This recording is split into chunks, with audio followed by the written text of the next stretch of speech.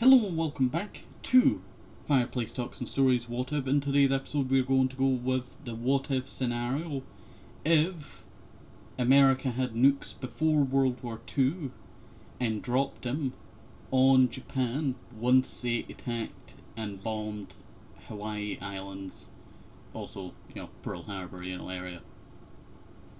So that's our scenario for today, and this is going to be my second attempt at this, because I did the first attempt, but then I thought, you know what, I might as well make 2 attempts, a better part. That's what I'm going to say. But let us go with scenario. Well, I'll build the scenario for you.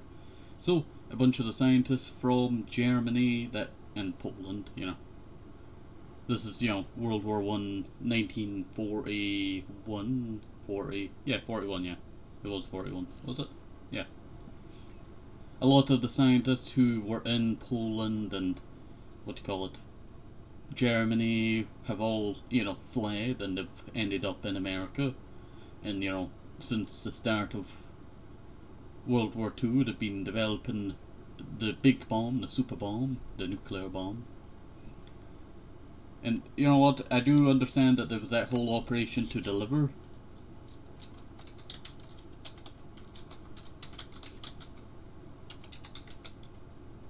Wait 1 second.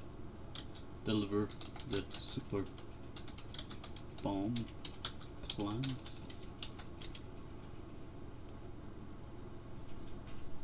Let's see. You know what? I can never find it. But the operation that Britain, did was to try and get the plans of the super bomb to America, and they did actually do that.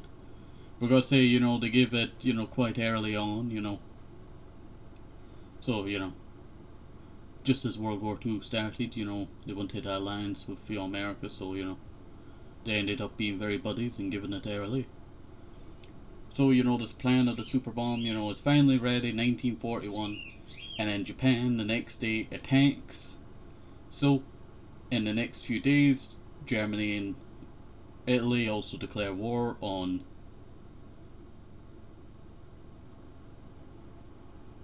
the US. Sorry, my brain just farted there. And so, not knowing, on that exact day, 11th of December 1941, 2 nuclear bombs have been carried by we'll say the Lancasters, I tell you, because they were the original planes that were supposed to make the,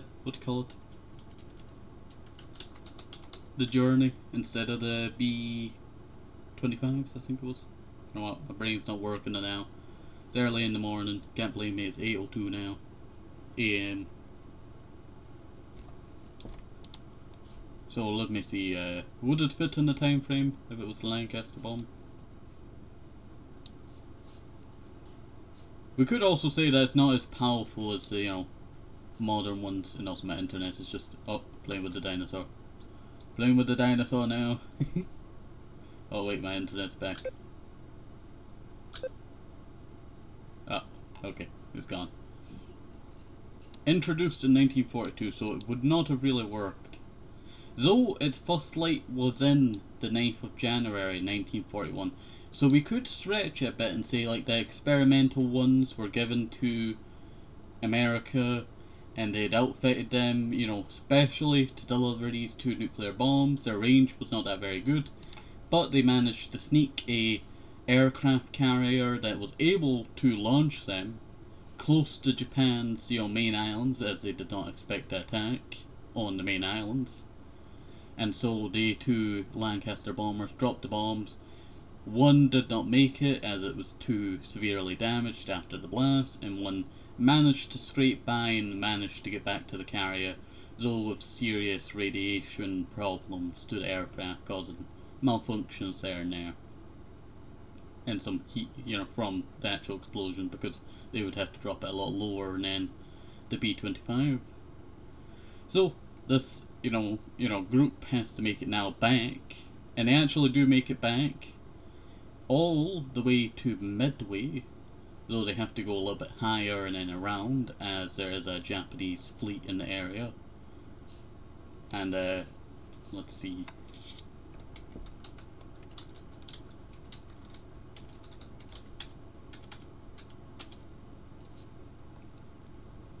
Alright, so we're not expecting the Midway battle for, you know, a few more months, that being June of 1942. I just had to make sure. So, with that happening, the bombs have just been dropped. Japan is in utter shock at, you know, the devastation that's just happened, you know, unexpectedly. You know, President Roosevelt makes, you know, a speech about it, you know. If Japan does not surrender, we will drop more bombs upon you. Bombs of democracy, you know, maybe it's something like that. So, Japan is now left in, you know, a state of shock. The American people see how powerful their country is and think, you know what, we want peace. You know, make Japan surrender and all that. Give up their territories that they've taken. So Japan is either reduced to either Korea being a dominion of Japan, or outright being, you know, stripped of most of their territories apart from their vast islands that they've not taken from other countries. It will also, you know, allow them to keep their World War I German islands. We'll say, you know, they can keep those. But that means all of the, you know, Philippines and other parts of the countries that they own are all now, you know, their troops are now moving out of them. China is very upset with this because technically, you know, they're just made surrender with America, not China. So China's, you know, very salty about this and is probably going to continue fighting. Though, with the light of the, you know, Japanese moving out, the CCP gain a lot of support and end up doing some number damage to the nationalist China in a kinda new Chinese civil war that's happening again, but much earlier on than, you know, when it had to restart and then end because of, you know, Japan invading. So, nationalist China is kind of getting, you know, thrown around here during the, you know, the Civil War. And, the question is, would America, you know, hop in? Technically, they just made surrender, you know, with Japan. And they'll give, you know, the CCP, you know, ultimatum, you know, like, make peace, you know, here's a bunch of, you know, stuff to better the country. If you make peace, you know, you'll have a joint government, you know, all about the people, you know, a bunch of stuff like that, you know, stuff. You can piece it together for yourself. And, you know, they either have to accept it or, you know, they will unleash a nuclear bomb upon them. Something like that. Maybe they want to do fear tactics with the nuclear bomb. Now that's just a what if there. But if we go back to the peace of Japan. So Japan has, you know, now been forced to surrender, you know, or, you know, have not surrendered. Depending on what route you want to take. You want them to surrender, you don't want them to surrender.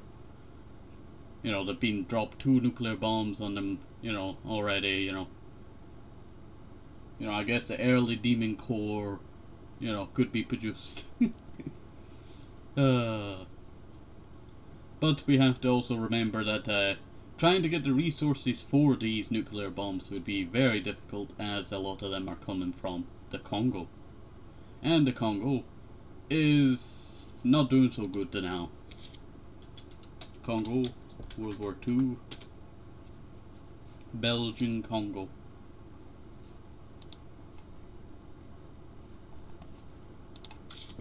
Map. There we go. Alright. Yeah. Belgian Congo, not looking in the best position. Free France.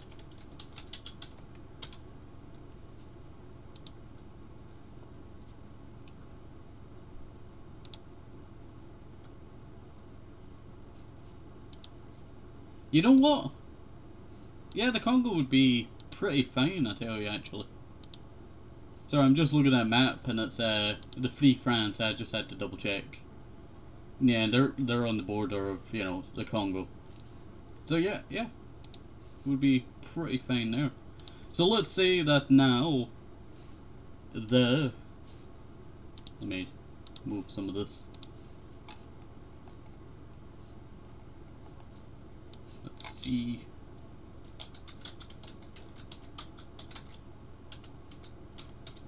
I do have to check something, I tell you, before I can continue.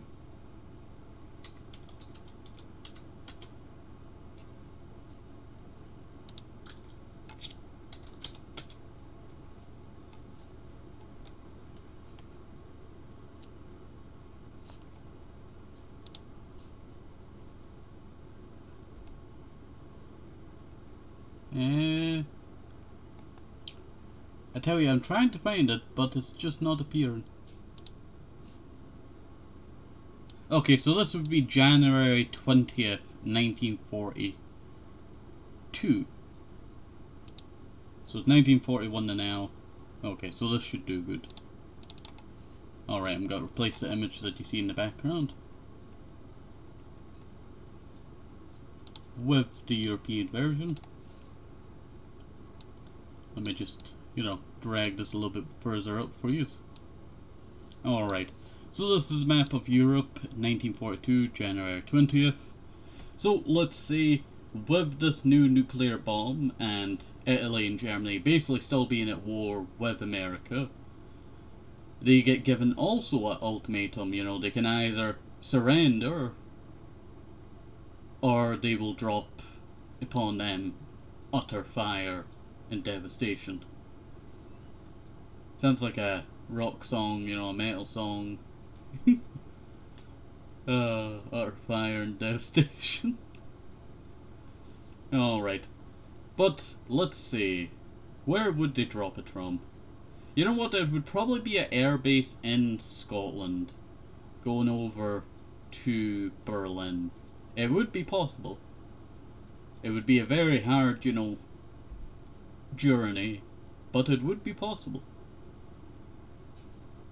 Though the civilian, you know, deaths would be terrible. Now that's also something I did want to talk about.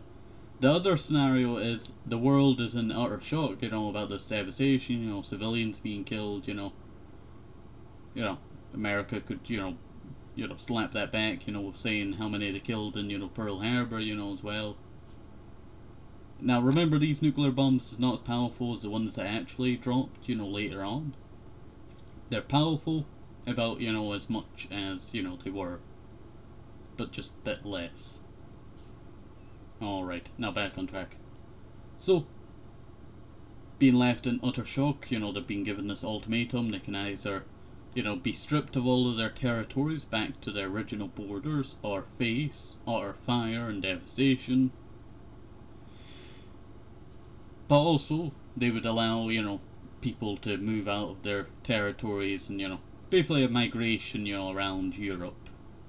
The people that want to stay in the countries, you know, can stay in the countries, and people that don't want to stay in the countries don't have to.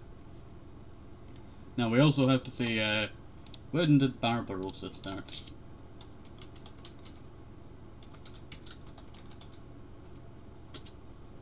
Barbarossa started in June and ended in, so it ended days, you know, before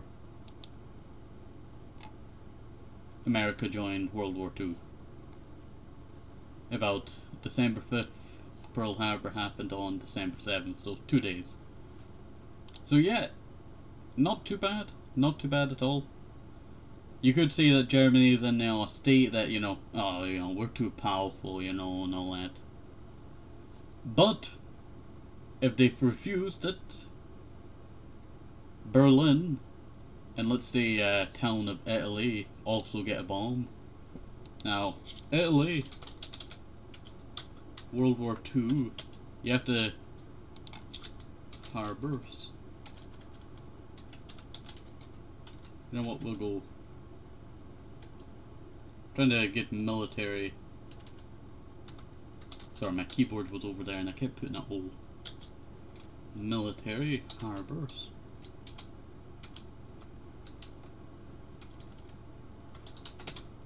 There we go, finally. So let's say that they dropped, you know, a bomb on Las Pisa. The importance of this base declined in favour of Taranto and Augusta. So, Taranto, yeah, Taranto. I'm probably butchering that name, do apologise, Italian people. The British 1st Airborne Division landed at Taranto on the heel of Italy.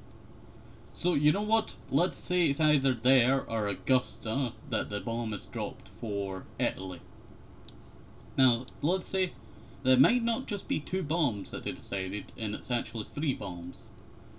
So, you know, Augusta and Taranto could be hit, and then only one harbour of Germany is hit. And I think I know exactly where they would hit. That being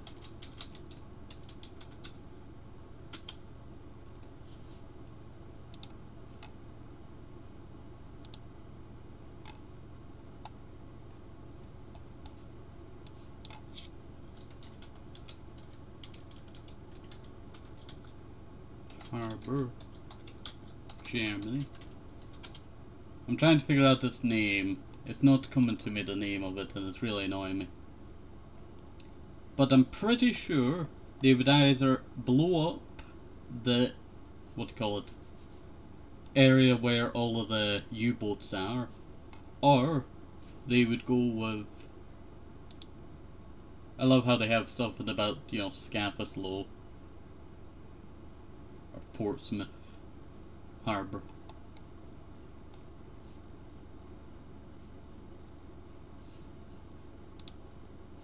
No, I just cannot find it.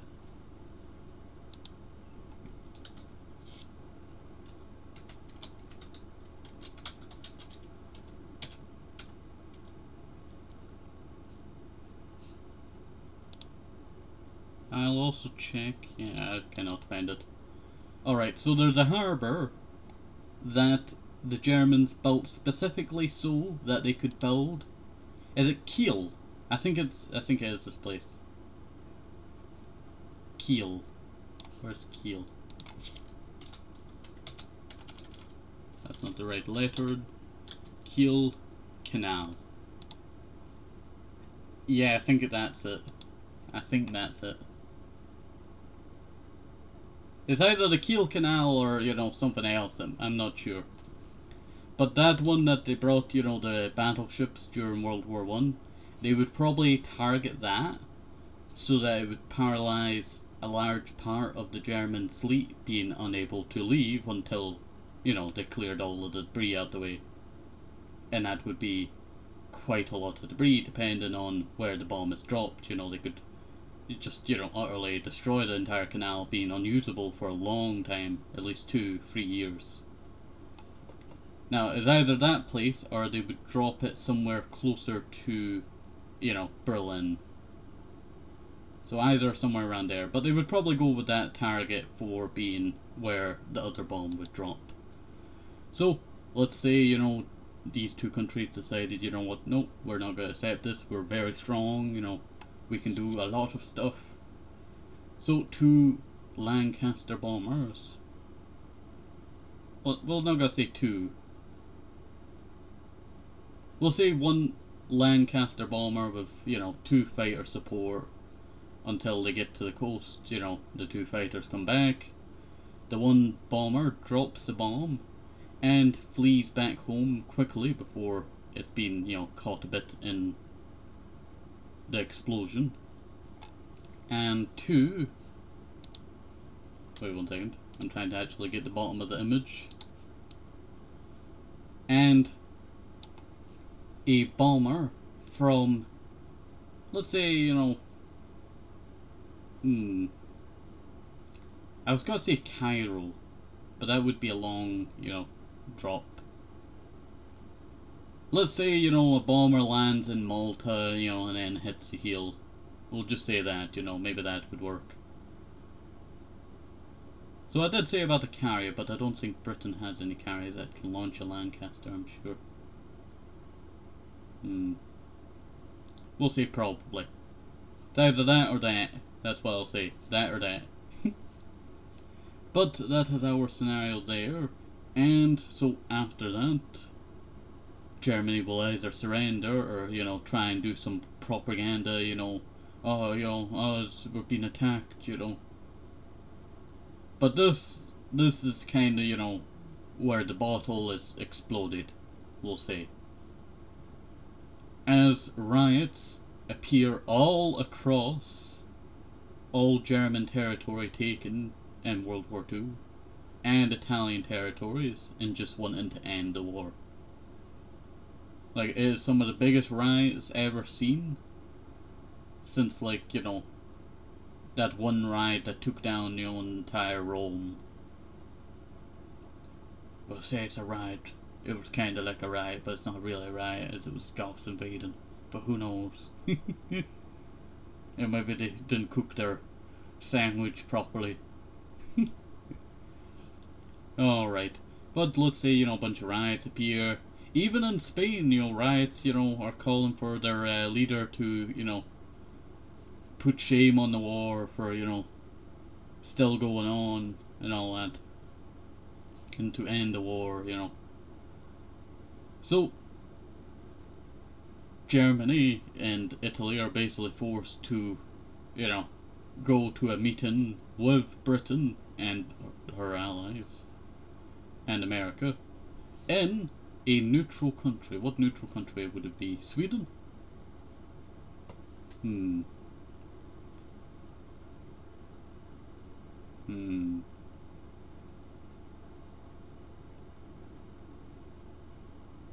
Can't go to Ireland. It would be too, you know, problematic. I'm trying to think of where it would be, I tell you. Like, have a look over here, like, you know, what's there? I guess we could go with Spanish, you know, islands over here. Or Gibraltar. We could go with Gibraltar or something like that. Or Turkey. Yeah, Turkey would actually be a good spot. It's in between, you know, most of the country, so it would probably be the best place to do peace talks. So that is where peace talks happen, I tell you. You know, they get forced into, you know, accepting a bunch of these deals. You know, they lose basically all of the territory. So the territory of Poland is changed. And, you know, the Soviet Union is also in Turkey, but they don't get really a say. Because, you know, big America with nuclear bombs is there, and they don't want to upset them, you know. Though they do want to get their revenge on, you know, Germany. They just have to accept, you know, the deal. So, peace is finally made after a lot of, you know, would the word be deliberation? I'm not sure. But they have a long talk, and this actually takes, like, you know, a few months, you know, before it's finally done. But war all, you know, across the borders, it all stopped. So, the border of Germany is shrunk, Poland is enlarged, all of, you know, Czechoslovakia's territories are returned, Hungary is made smaller, same goes for Romania. All of the territories of Italy are stripped, and they are shrunk on their border, with a lot of that, you know, territory actually going towards an unlikely person, that being Switzerland. They get, you know, a bit of territory. And let's see, France is returned back to their, you know, pre-war territory, you know, landmass of their main country. Can't say much about their, you know, overseas stuff. You know, Roosevelt's probably said, you know what, nope. They're gonna be either, you know, allies to you, or they won't be a part of you at all. You know, something like that. To try and de-imperialize the world. And so, you know, the British Empire basically turns into, you know, a bunch of countries, you know, A British Union, basically. Oh, that would be funny. But, you know, that's what we're going with, I tell you. Same with France's territory, you know, it all becomes a lot better for the people actually living in these territories. Though they are still part of, you know, a certain country, they aren't really a part of it as they've kind of gained their independence. And for a lot of these countries, that's not bad, I tell you. That's not bad at all, for either being under occupation for 100 years or, you know, quite a while now. So, peace talks, you know, happen, peace happens, you know. Germany is absolutely stripped of a lot of its terrain. Poland is very large. All of the Russian territory is returned. Though, Ukraine has been made an independent country of it. As, at the meeting, they found out about, you know, a lot of these people wanting, you know, basically their own independent country after, you know, that certain tragedy, the Holodomor, I think it is the name. Yeah, after the Holodomor incident, you know, the term Holodomor, death by hunger, in Ukrainian refers to starvation of millions of Ukrainians in 32 and 1933 as a result to Soviet policies. So, Ukraine is made independent. Not quite as large, you know, as could have been, but a lot of that territory that they have been given is actually from Romania. So they've actually gained a lot of territory. And Poland is quite large now as well, so they're kind of like, you know, two countries basically together, you know, with how much, you know, land mass they have.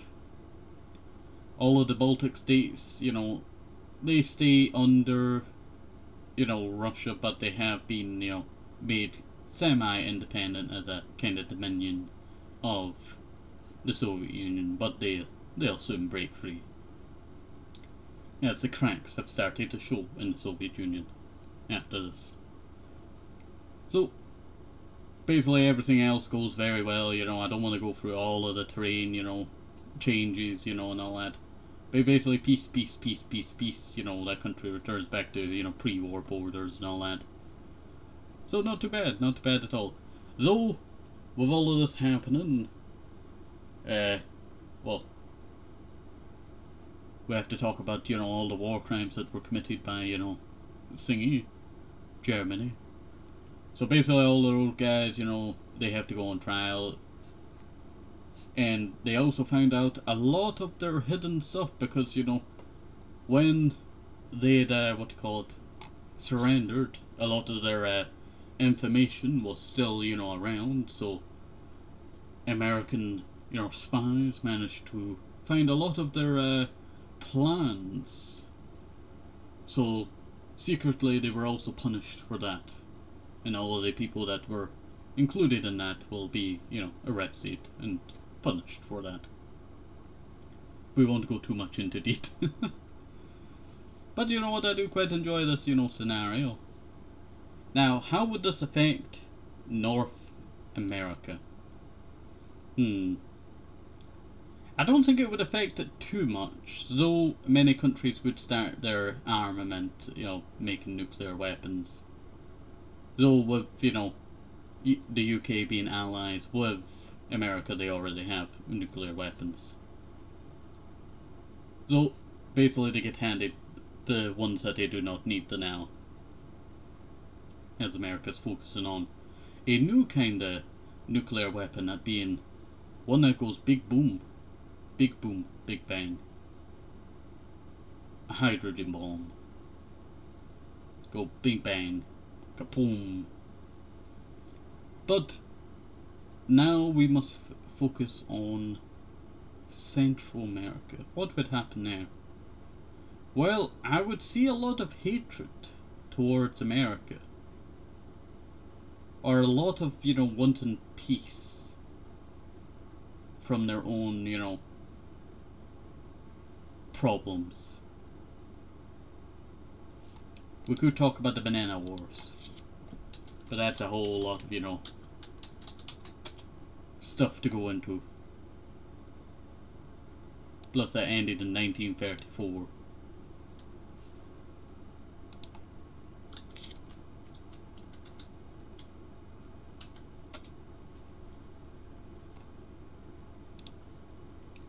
What did the US do in the Banana Wars? Conducted military invasions in Cuba, Panama, Honduras, Nicaragua, Mexico, Haiti, and the Dominican Republic. These conflicts ended with the US withdrawal from Haiti under... okay. So, you know what, let's say that America decided to pay, you know, the Central American countries, you know, under a, you know, making the countries better, you know, under, you know, a watchful eye. Let's say they do that, you know. They call it payment, but it's more like, you know, oh, we want to oversee all your stuff, you know, as well. Something like that. Who knows? But this is just my scenario, you know, my what if that I just wanted to do. So hopefully you should enjoy this. Have a nice day, safe, hope it's simple. Mr. Rogers, equals the right one's very important, and bye, say thanks so much, bye bye.